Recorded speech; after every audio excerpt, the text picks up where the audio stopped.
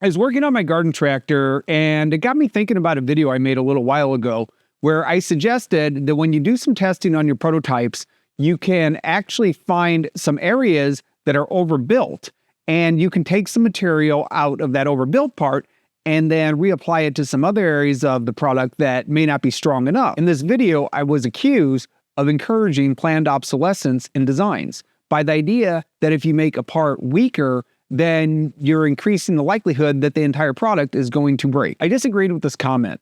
And about a week later, I was having a discussion on LinkedIn where I made a post about the difference between overbuilding and over-engineering. One of the comments I received was really interesting, and it made me think back to this video.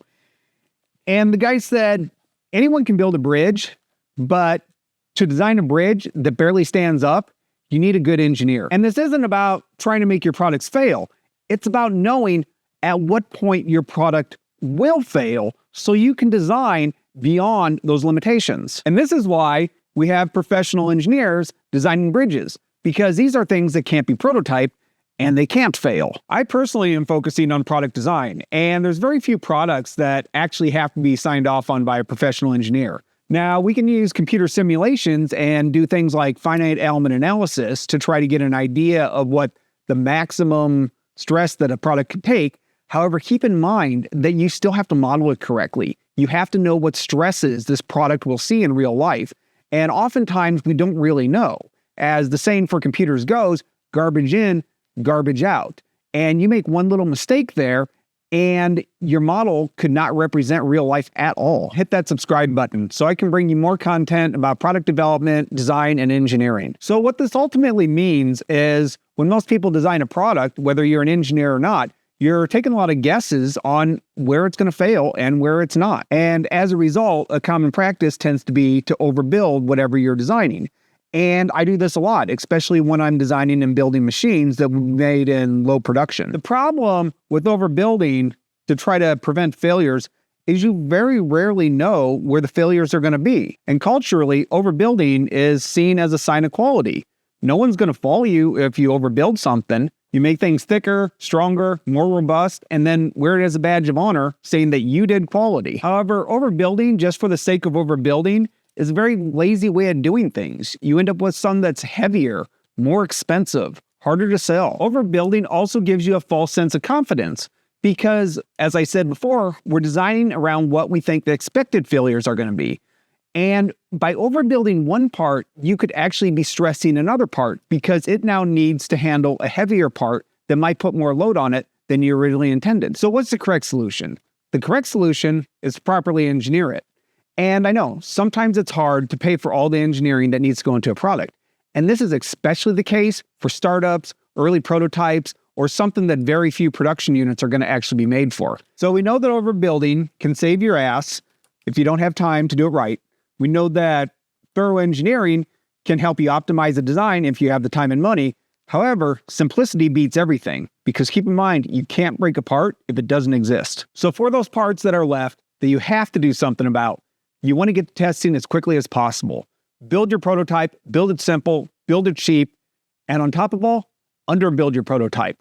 We're not trying to prove that it works. We're trying to prove every way in which it can break. And every time you get a failure, you beef it up just a little bit until you solve that problem. And when you have all the problems solved and you know where your failure points are, that's when you can beef it up and make it stronger than it originally was intended. You're going to design it, you're going to build it, you're going to test it, you're going to break it, and then you're going to do that over and over and over again until there's nothing else you can learn from that prototype. Hold off on refining your prototype.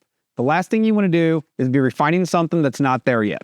You're trying to look for aspects of the design that may not be needed or anything you can simplify or maybe an original assumption you had about it that just isn't true at all. Refining your design before it's ready is like trying to sand down something with 1200 grit sandpaper when it's still full of 80 grit scratches. You're just doing extra work at this point that you're then going to have to redo from scratch later. So getting back to my project here, this tractor has a bad fuel pump and it's a very cheap part. I think I paid like $4 for it and it's easy to replace. So that's no big deal. However, what is a much bigger issue is this engine has what's called an automatic compression release on it, which is a feature on the camshaft that holds the exhaust valves open while the engine starts. This engine has high enough compression that it's very difficult for the starter to turn it with those valves closed.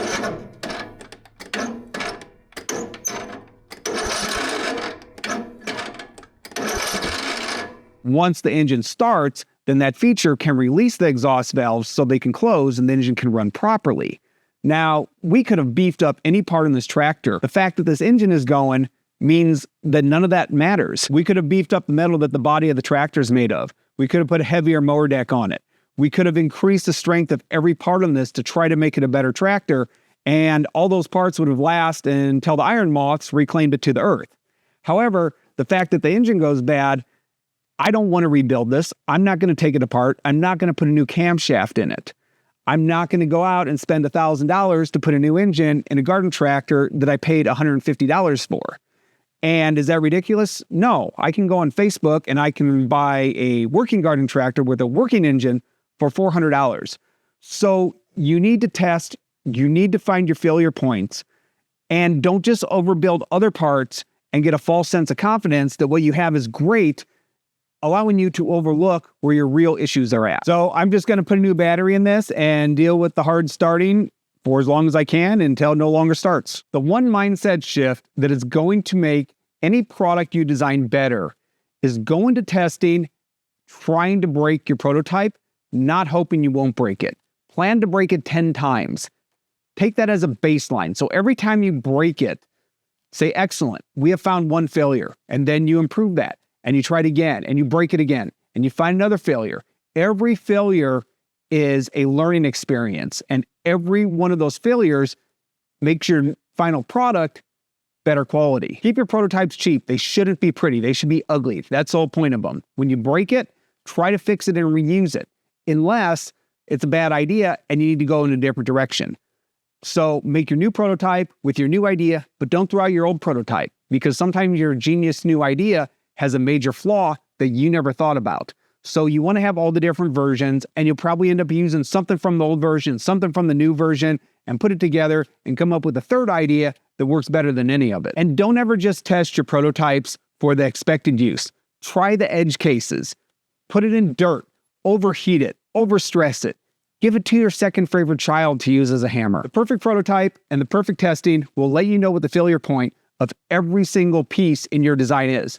And that's unrealistic, but that is where your goal is. So that's why I said, underbuild it and try to break as many parts as you can, and then find out at what point that those parts don't break anymore. If your goal is to make every part twice as strong as it needs to be, you're going to have no idea what twice as strong as it needs to be is if you can't break it in the first place. A part of a design that's skated through testing without having any problems could be 5 times stronger than it needs to be, or it could have been just barely strong enough to make it through all the testing. If you really want to understand the mindset of the different ways to design a product, check out my other video that I made that covers the difference between overbuilding and over-engineering.